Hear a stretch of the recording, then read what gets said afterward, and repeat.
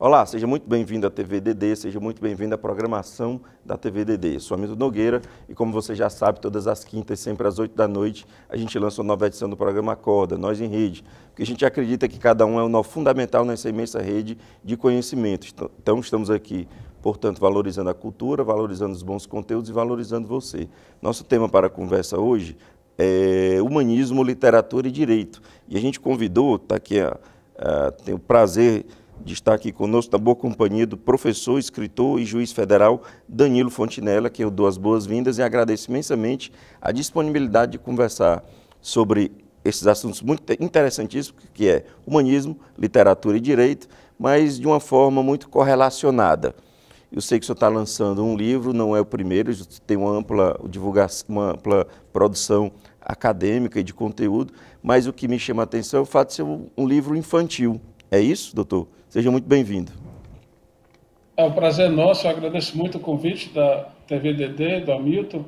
É um prazer conversar sobre esse assunto que é tão importante, né? Se o direito, às vezes, é tido como uma matéria muito técnica, mas, na verdade, tem por base um humanismo muito forte, a compreensão da natureza humana, a compreensão dos comportamentos humanos, né? Afinal de contas, porque nos conduzimos de uma certa forma, porque devemos nos conduzir da maneira correta.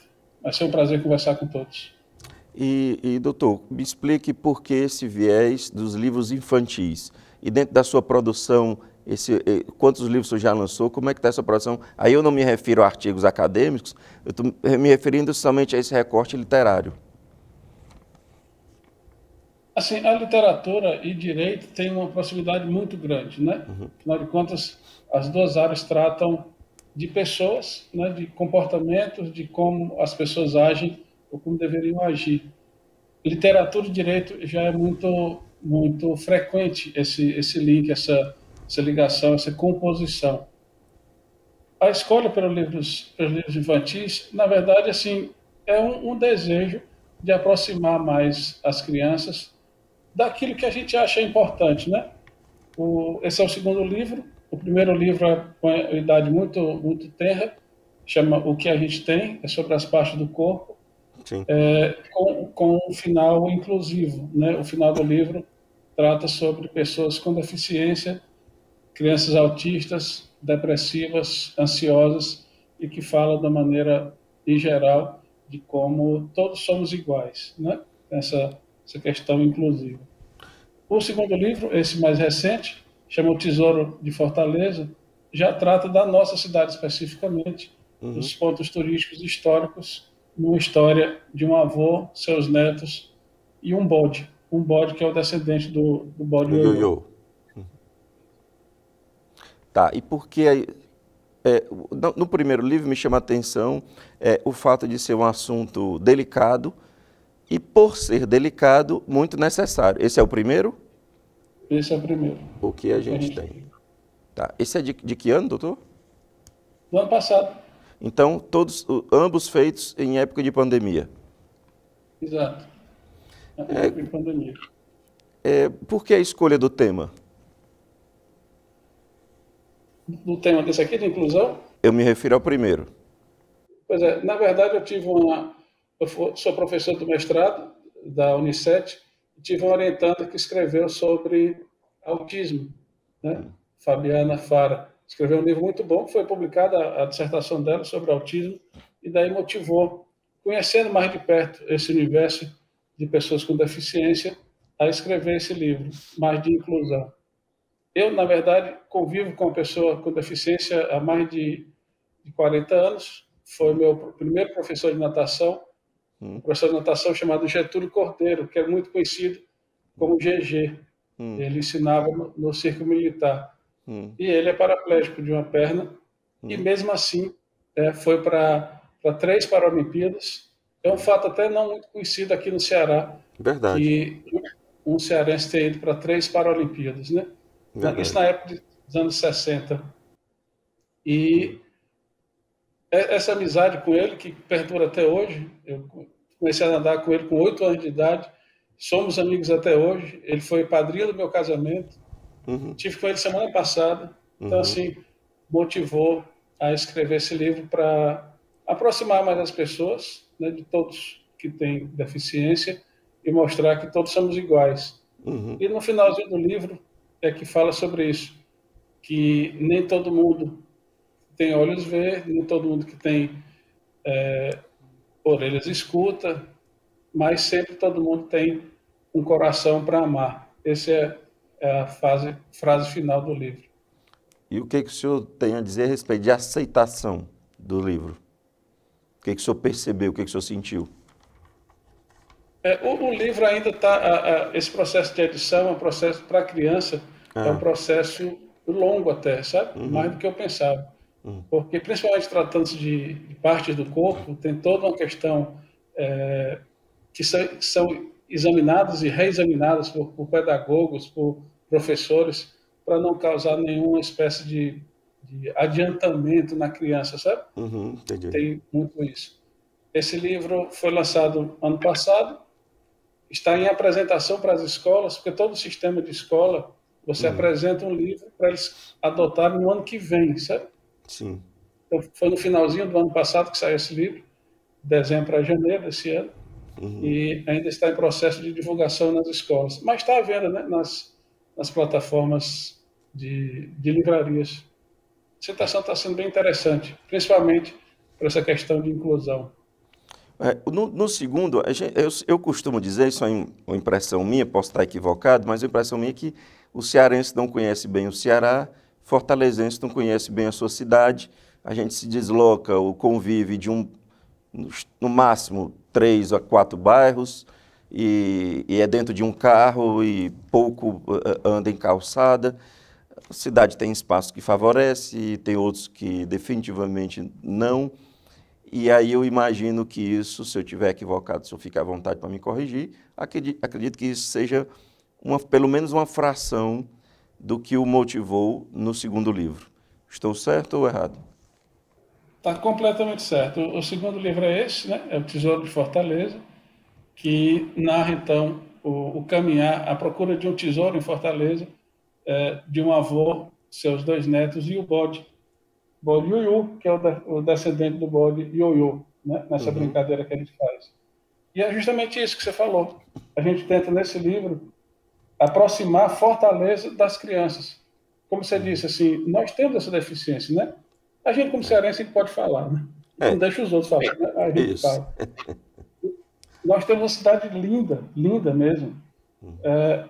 E principalmente quando você vai, assim, estudar um pouco da história de Fortaleza e como ela era ainda até mais bonita até no começo do século todo, e infelizmente algumas coisas estão sendo não preservadas. E então, o intuito foi esse, aproximar a criança de Fortaleza. Nós adultos já temos essa necessidade, mas as crianças eu acho que ainda tem mais ainda. Porque, como você falou, hoje em dia a gente vive, né, muito cercado, né? A gente vive num bairro, talvez assim, num quadrilátero. A gente vai para o trabalho, vai para a escola, para um shopping e acabou-se, né? A cidade se acaba para a gente nesse percurso. E o senhor me perdoe?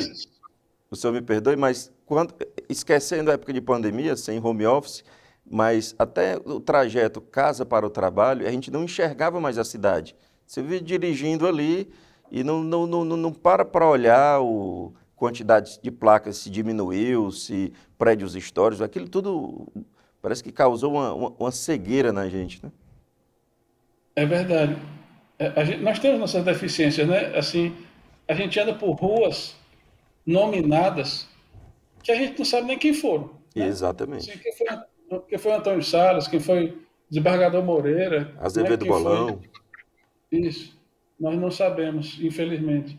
E daí o livro traz isso, traz essa proximidade com os principais pontos históricos de Fortaleza, desde onde ela surgiu, né, até onde ela se desenvolveu, Catedral, Mercado Central, Passeio Público, Praça do Ferreira, Insetur, fala sobre a Vaia do Sol, né, que é bem famosa nos anos 40, Parque do Cocó, Cidade da Criança, Beira-Mar, Dragão do Mar, tudo isso é falado no livro de uma maneira na procura de um tesouro, sabe? Devolver a cidade para o cidadão não é um processo muito rápido, né?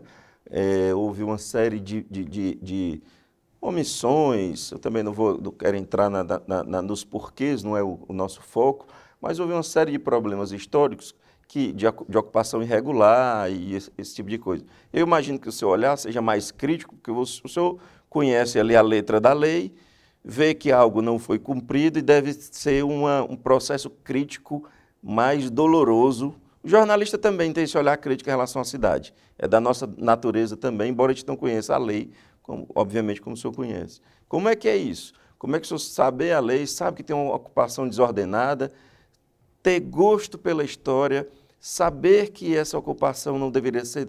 Como é que é esse conflito na sua cabeça? Assim, especificamente com relação a isso, tem que esclarecer só um detalhe. Pois não. Eu sou juiz federal, né? Então, Sim. a Justiça Federal raramente lida com legislação estadual ou Sim, municipal, claro, só claro. com legislação federal. Então, assim, as ocupações irregulares da órbita estadual e municipal, eu não conheço muito, né? A gente conhece um pouco mais a questão da preservação ambiental, que lida com áreas de preservação permanente, que seriam de alçada federal, né? Mas, de qualquer forma, perceber a cidade perdendo a sua identidade, né, e se transformando numa cidade, vamos dizer, comum, isso acho que merece uma maior atenção. Porque a gente vai em qualquer outra cidade, tem, né, as coisas mais preservadas, tem a história mais ressaltada.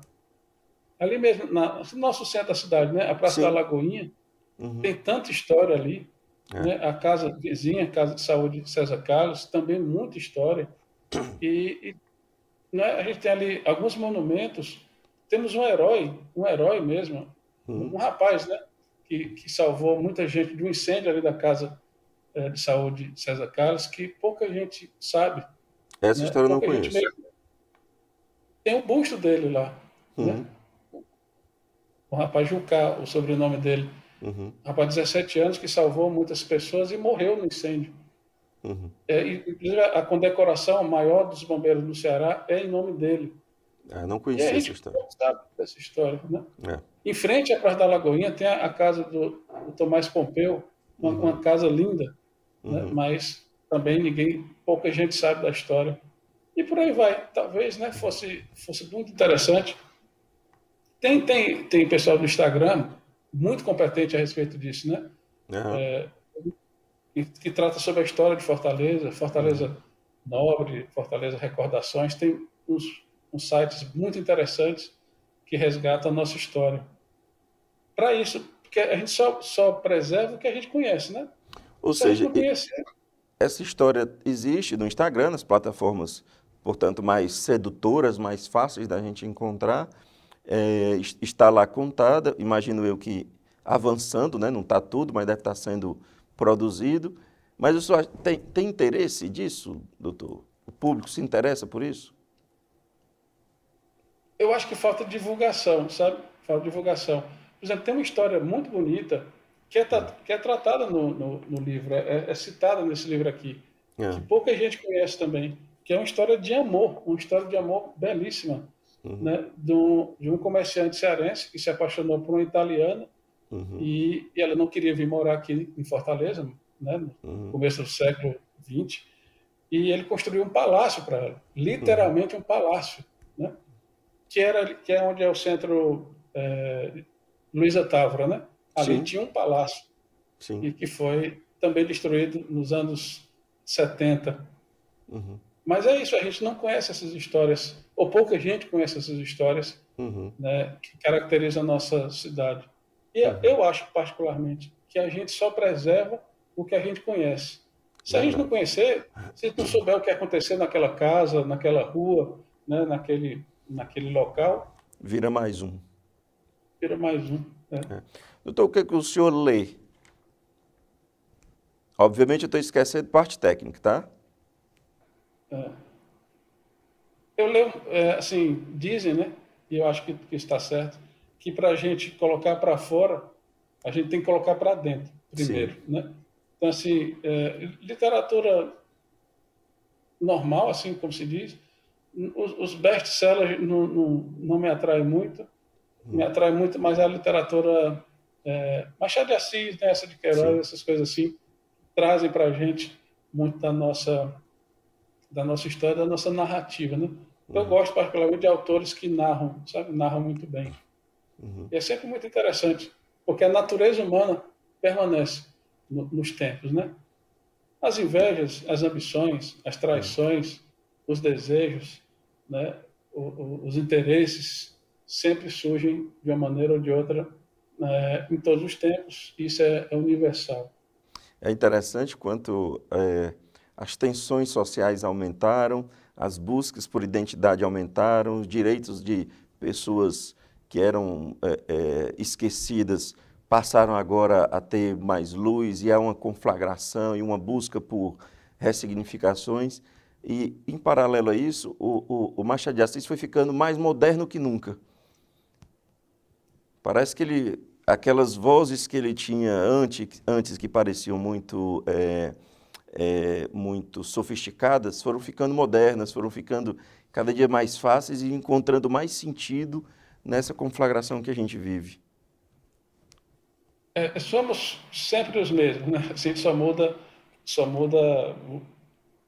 o exterior mesmo, mas o ser humano me parece sempre o mesmo, com alguma sofisticação maior, mas os sentimentos são universais. Isso, ao mesmo tempo, né, traz um encantamento, né? Saber que uma pessoa de outro tempo, outra cultura, outro país, quem sabe, sente as mesmas coisas que a gente. Isso é também feito na música, né? Na música Uhum, também nos toca sempre. Quando toca o sentimento, né? Quando sim. toca o sentimento. O sentimento é universal. E aí nós estamos falando de música, de fato, produzida para ficar, diferente daqueles produtos que são produzidos, inclusive, só para vender, gerar um PIB o mais rápido possível e vir outro para o lugar. Não, não é a música que fica, né? Assim, tem essas músicas de temporada, né? Música de temporada. É um produto também, né? Cultural, sem dúvida alguma. É feito para isso, sabe-se que é temporário, né? É um chiclete, né? É um É. chiclete. Enquanto estiver dando sabor ali, fica. Depois vem outro. Ainda falando sobre tensão e conflagração, a sua profissão, sou juiz de direito, é, é conviver com as tensões, conviver com os julgamentos e julgar nessa época de tensão, nesse momento histórico, inclusive de pandemia, não é lá uma atividade tão simples e tão comum. E aí eu não falo nem do julgamento técnico, das peças técnicas que chegam para o senhor, mas dentro dessa peça técnica, tem uma série de julgamentos ao longo de um processo. O que é certo, o que é errado, a que eu dou mais atenção, que documento falta, quem é essa pessoa que está com a vida aqui a ser decidida pelos meus julgamentos. É a pergunta que eu lhe faço é isso. Como é viver julgando em momentos tão difíceis? Julgar nunca foi fácil, né? Seja em qualquer tempo, porque o grande terror, posso dizer assim, o grande terror de um juiz, em qualquer juiz, seja estadual, federal, do trabalho, que seja, o maior terror é você fazer uma injustiça, né? É Uhum, você cometer um equívoco no julgamento. Isso é que leva à necessidade da gente estudar outras coisas além do direito, uhum, porque o direito nunca nem jamais será uma questão matemática, né? Assim, uhum. meramente de documentos. Fez, está aqui a pena, né? Fosse assim, se fosse assim, era muito mais fácil colocar um programa de computador que isso resolvia. Que fazia esse julgamento e saía rápido o resultado. E julgar é muito mais do que isso, é tentar compreender, né? E a compreensão não leva à absolvição, né? Leva, se for o caso, a uma pena justa. Né? Essa é a grande atividade que todo juiz faz. No meu caso específico, como eu sou o juiz federal de uma vara criminal, Uhum, os crimes federais são diferentes dos crimes comuns, vamos dizer assim. Porque na justiça estadual, por exemplo, os colegas julgam crimes mais violentos, né? E às vezes essa violência é momentânea, às vezes essa violência é um episódio na vida do autor. Essa é a grande dificuldade também que os colegas estaduais têm. E a gente pode falar, né? Uma coisa é você cometer um crime, e qualquer de nós pode cometer um crime, qualquer de nós, conforme as circunstâncias, né? A gente nunca consegue prever. Deus nos livre disso, né? Mas que é possível, é. Claro. E é diferente de uma pessoa ser criminosa, eu acho. Sim. Estou repetindo, cometer um crime é diferente de ser criminoso. Plenamente entendido. Pessoa... Na Justiça Federal já é um pouco diferente. Não existe muito essa questão do impulso emocional, não existe essa questão de uma necessidade premente, na grande maioria das vezes. Na grande maioria das vezes, os crimes federais são crimes de eleição, como se diz. A pessoa quer fazer e faz. Não é um estado de necessidade. Se encontra, às vezes, nos crimes federais, um estado de necessidade, como um dia desse, nós julgamos, eu posso falar porque já foi julgado, era um casal de refugiados que vinham do Líbano, e vinham do Líbano com passaporte falso. E quando eles começam a explicar por que usaram o passaporte falso, aí que você compreende a dimensão humana das circunstâncias que aquele casal especificamente estava passando, né? Fugindo de uma guerra, deixando tudo para trás, só tinha aqui dali, não tinham passaporte libanês originais, tinham que fazer isso, senão morriam. E aí, claro, se compreende muito bem. Mas a grande maioria dos crimes, como eu estava dizendo, federais, são crimes de eleição. Ou seja, a pessoa frauda o INSS porque quer. Um ex-prefeito frauda as contas públicas com recursos públicos porque quer. Não é assim, não estava passando necessidade, não estava com a doença terminal, alguma coisa, né, que motivasse a um ato mais impensado. Então, nos crimes federais, são crimes escolhidos. A pessoa faz porque quer mesmo. Aí muda, né, um pouco a compreensão. Que, paradoxalmente, como eu estava tentando dizer, né, os juízes tentam ao máximo compreender os motivos do crime para chegar, se for o caso, uma absolvição, como foi o caso aí do casal de libaneses, nitidamente o estado de necessidade, ou inegibilidade de conduta diversa, que seja, do que um ex-gerente, né, de um banco, de uma instituição financeira que se apropria de dinheiro. Né? E a gente tenta compreender essa natureza humana e faz perguntas diretas até. Assim, por que o senhor fez isso? Né? Uma vida inteira correta, uma vida inteira sem máculas, uma vida inteira de um bom profissional, e aí, de repente, o sujeito se apropria de um recurso público sem ver nem para quê. Assim. Eu confesso que nessa parte de crime de corrupção, principalmente, eu não consigo entender. Não consigo entender como é que a pessoa joga a vida inteira, a vida, a sua identidade, a identidade dos seus filhos, família, seus netos. Isso eu pensei, família, né? Que envolve todo mundo vai pagar por isso. Às vezes, é o que a gente chama um efeito transgeracional do crime. Porque você imagina, você cometeu um crime aí que ficou conhecido nacionalmente. O seu sobrenome vai ficar nos seus filhos, nos seus netos, que talvez nem tenham nascido. Mas quando nascerem, as pessoas ainda vão dizer: o que é que você é de fulano? Eu sou neto. Você é neto daquele? Você imagina, né? Os efeitos que vão bem além da pena. Sobre efeitos, pandemia teve algum efeito no senhor a respeito dessa capacidade de julgar? Não, assim, particularmente não. A Justiça Federal se adaptou muito rápido. As audiências todas são feitas online. Não teve nenhum prejuízo, pelo menos para a área criminal. Acho que no juizado especial teve alguma dificuldade por conta da demanda. Eu pergunto, eu falo quantidade e qualidade do julgamento também. Assim, estar inteiro para discernir, estar inteiro para acompanhar tudo e ter toda essa compreensão, essa dimensão. Então, eu digo quantidade e qualidade nessa minha pergunta. Pois não. A quantidade continua a mesma, isso aí Sim. nós temos estudos, né? Os relatórios dos processos indicam, não ocorreu qualquer tipo de prejuízo. Com Uhum. relação à qualidade, é claro que a gente fica. A gente cria uma necessidade estranha, não sei se acontece com todo mundo, mas a gente está trabalhando bem mais até. Sim. Porque a gente tinha né, o expediente ali, aquelas horas fixas. Agora não, qualquer hora surge um processo novo e a assessoria acusa, e a gente já vai examinar isso qualquer hora do dia, e às vezes até da noite.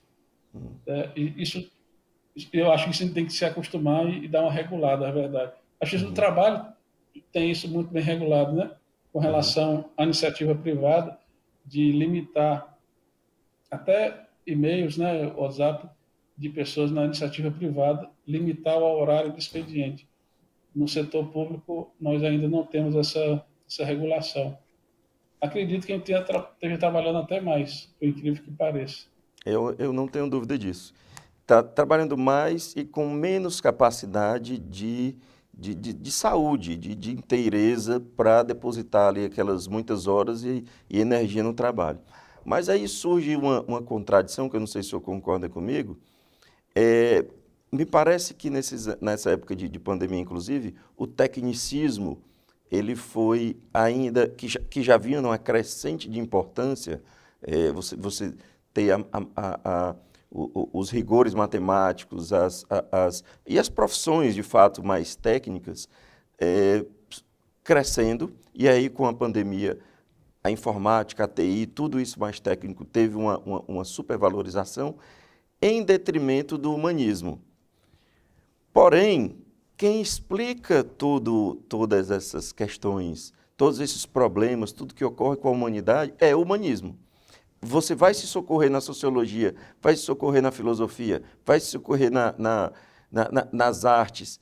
E, ao mesmo tempo, essa contradição de que parece que o humanismo perde importância por conta da imensa busca pelo tecnicismo, é nela que você se socorre. Queria saber se o senhor concorda com isso. Assim, no nosso caso, até tem um livro que eu recomendo muito, chama A Justiça Sensível. É um livro bem interessante, chama Perspectivas Incomuns. Para leigo ler? Sim, por leigo ler. Que fala sobre muita coisa que você falou, os diálogos, a empatia, né, o sentido do direito, a felicidade, se a felicidade é um assunto da justiça ou não, né? Que é meu, né? Claro. Ah, é? Ah, ok. Tá bom. A justiça sensível também. É, eu trato disso nesse livro, é bem interessante. Agora, veja só, o direito sempre tem muita criatividade. Alguns colegas estão estudando muito e realizando. Não chega a ser um movimento, vamos dizer assim, né? Mas é uma novidade nesse humanismo, nessa aproximação, ou nessa necessidade de empatia, né? Judiciário e público em geral, na utilização que se chama, algumas pessoas chamam visual law ou design law. Hum. Não se tem ainda uma tradução específica para o Brasil, Ah, mas é assim, é a utilização da tecnologia como uma forma de aproximação. Um exemplo claro, alguns colegas já estão utilizando, principalmente no Rio Grande do Norte, a Justiça Federal do Rio Grande do Norte, através de um colega nosso chamado Marco Bruno, está inovando muito nesse aspecto, testando, né? Então, por exemplo, uma citação, né? Uma citação é um ato formal, né, de apresentação a uma pessoa, ou informação a uma pessoa, de que existe um processo contra ela certo. e que ela precisa procurar um advogado e responder à justiça em determinado prazo. Isso é feito normalmente através de um oficial de justiça, né? Fisicamente, o oficial de justiça vai na sua casa, lhe entrega a cópia da inicial do processo e diz, ó, a partir desse momento, você tem 10 dias para responder.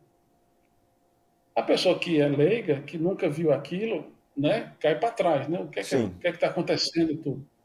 Então, esse movimento, Visual Law, Design Law, o Marco Bruno fez uma inovação. No mandado de citação, vem um QR Code que a pessoa fotografa e abre um site com o próprio juiz explicando para a pessoa: sua citação foi isso, você foi citado assim, assim, Muito assim, interessante. procura a defensoria pública se você não tiver advogado, assim, você está sendo Muito acusado de interessante. um coisa, não quer dizer que você seja culpado, né? Design Law ou qual o nome? Visual Law, Visual Law. Visual Law. Law de lei. LAW. Muito interessante isso, viu? Bem interessante. E A gente demanda já umas. fazia, Desculpe.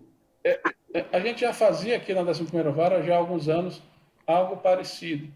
Assim, numa citação da 11ª, além da própria, né, do próprio mandato, da cópia da denúncia, vai uma espécie de uma cartilha, seja para o réu, seja para a testemunha, dizendo: o senhor foi acusado de um crime.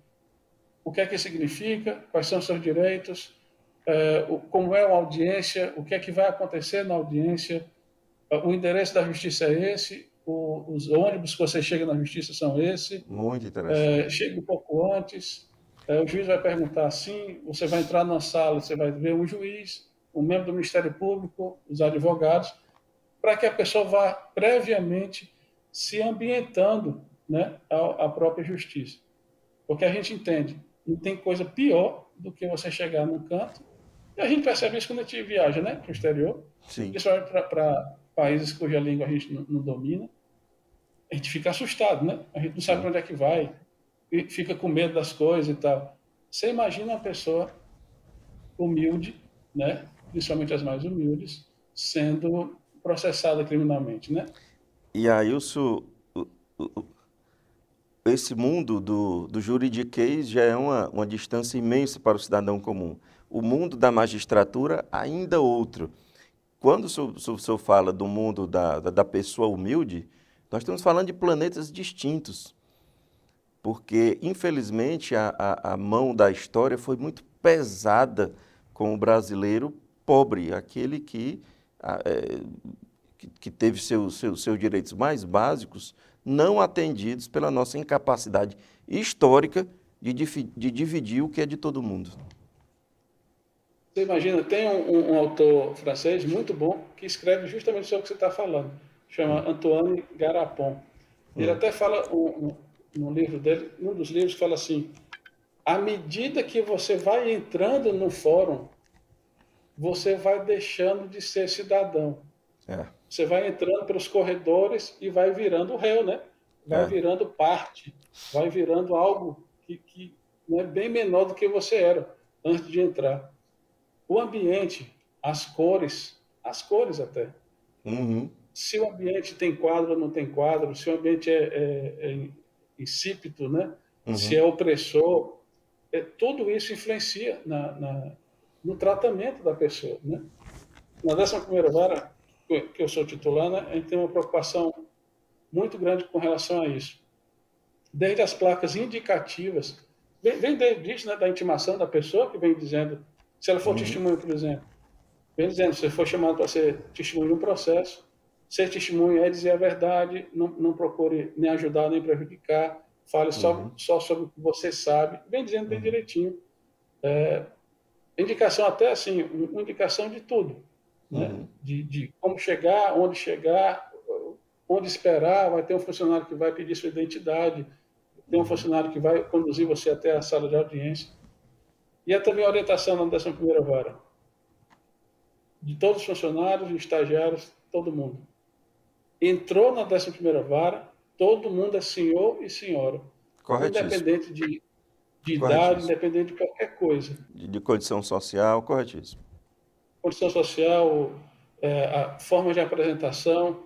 Se chega uma pessoa de qualquer comunidade LGBT, a gente pergunta se quer ser chamado como, pelo nome, o nome social, senhor ou senhora, é só dizer, e o tratamento é completamente igual, não se admite, né? Isso é conversado com os estagiários, principalmente que são alunos ainda, né? Pessoal mais jovem. Nenhum tipo de risadinha ou nada, né? É, Isso é uma forma da gente também colaborar para tanto essa determinação de ambiência, digamos assim, na vara em que o senhor trabalha, quanto ao caso do doutor Bruno, que o senhor falou que é de outro estado, isso são iniciativas próprias do magistrado, né? Isso não é uma questão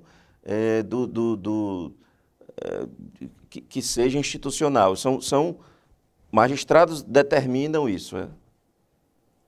A iniciativa ainda é individual, mas com esse trabalho do colega Marco Bruno, lá de Natal, se está Né? tentando fazer uma institucionalização, né? A divulgação dessas ideias, dessas tecnologias, para que todos adotem, né? De uma forma mais padronizada. Mas, realmente, depende muito, o tratamento depende muito ainda da iniciativa de cada juiz. Bom, doutor, nossa conversa vai chegando ao final e eu agradeço muito a sua disponibilidade, mas eu queria, por último, perguntar o seguinte, os seus alunos, se o senhor pudesse assim, fazer uma análise, obviamente essa análise conjuntural, ela tende a trazer algumas injustiças individuais, mas olhando no todo, os seus alunos, eles entraram no direito, buscam o direito, com que motivação? Econômica, intelectual, fazer justiça, desenvolvimento nacional, enfim. Eu sempre gosto de falar, eu ensino justamente o primeiro semestre, aluno de primeiro semestre que vem de colégio, né? Então eu perguntei para a pessoa certa, viu? Ali 17, 18 anos ainda saindo, ainda na adolescência, eu até digo para eles, né? Alguns estudos mais recentes falam que o nosso cérebro só se desenvolve totalmente, isso biologicamente, né? Fora a questão emocional e tudo, mas biologicamente só se desenvolve completamente aos 25 anos. Eu até disse, então nem gente vocês são. Vamos do começo, desde o começo. E a gente gosta de falar assim, quem faz direito ou é muito vocacionado ou é muito mal informado. Assim, que muita gente vem com sonhos, né? com fantasias, na verdade, a respeito do direito, e aí o curso traz a realidade. E aí eu digo assim, só que fica em direito é quem realmente é vocacionado. As pessoas mais... Vamos falar claramente, né? Pessoas interessadas em ganhar dinheiro, fazendo algumas estratégias, né? Alguns... E mal sabem elas que ganhar o dinheiro de qualquer forma vai cobrar um preço muito alto delas. De infelicidade, de uma vida que não vai... A conta não vai fechar nunca, por mais que se ganhe. E não é o caminho, é que se a pessoa chega em casa à noite satisfeita com o que fez durante o dia, né? Eu até digo, olha, não tem nada de errado com ganhar dinheiro, é possível ganhar dinheiro, e muito, honestamente, patrocinando a defesa possível. A defesa possível. Isso é muito importante, porque às vezes algumas pessoas confundem ampla defesa com defesa sem limites, né? Assim, o advogado estivesse autorizado, sei lá por quem, a fazer qualquer coisa para livrar o cliente. E não é isso, né? Ampla defesa é a defesa possível. Né? Se a pessoa for culpada, se ela não tiver, se tenta que ela pegue a pena mais justa. Não é você conseguir a absolvição utilizando mecanismos, argumentos, estratégias. Né? Isso é coisa de filme. Né? Na vida real, como você bem disse, isso traz um preço que não merece ser pago. Não merece mesmo. Doutor, imensamente agradecido, fico muito feliz, sucesso nos seus livros, tomara que venham outros. Eu já escrevi 2, cansei, desisti, porque é uma luta solitária e precisa estar muito inteiro. E eu acho que a responsabilidade para escrever livro infantil é ainda um pouco mais delicada, ainda mais cheio de particularidades. Então, por último, quem quiser ter acesso, faz como? O livro está à venda na Amazon e na própria editora M3. A editora de Natal também, e que traz esse livro rapidinho para a gente aqui. Esse eu vou fazer questão de comprar, porque eu tenho imenso prazer de mostrar. Eu tenho um filho de 6 anos, que eu tenho imenso prazer de falar da história de alguns pontos para ele, o pouco que sei, e esse eu acho especial, na minha opinião. Ah, você vai gostar bastante, tá? A nossa cidade toda e o nosso jeito cearense de ser também, né? A gente se fala até dos comediantes mais tradicionais e os atuais que estão, né, colocando o Ceará sempre em destaque. E eu repito isso, a nossa cidade é muito bonita, nosso povo não tem igual, não tenha dúvida. Eu já morei fora há algum tempo e o cearense não se iguala. Nós sempre somos melhores. Não vou falar Uhum. o quê? É. Somos mais simpáticos, mais amistosos, nós recebemos qualquer pessoa. São Uhum. nossas características que devem ser ressaltadas numa cidade tão acolhedora como Fortaleza. Eu que agradeço muito a oportunidade, foi um prazer muito grande estar aqui com o pessoal da.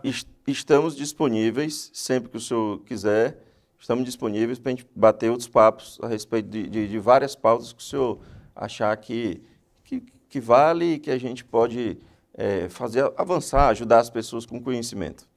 Muito obrigado, doutor Danilo Fontinelli, que é escritor, que é magistrado e professor. E agradeço também você que nos acompanha. Lembrando que todas as quintas-feiras, sempre às 8 da noite, uma nova edição, sempre inédita, do Acorda para você. Muito obrigado pela boa companhia e até a semana que vem.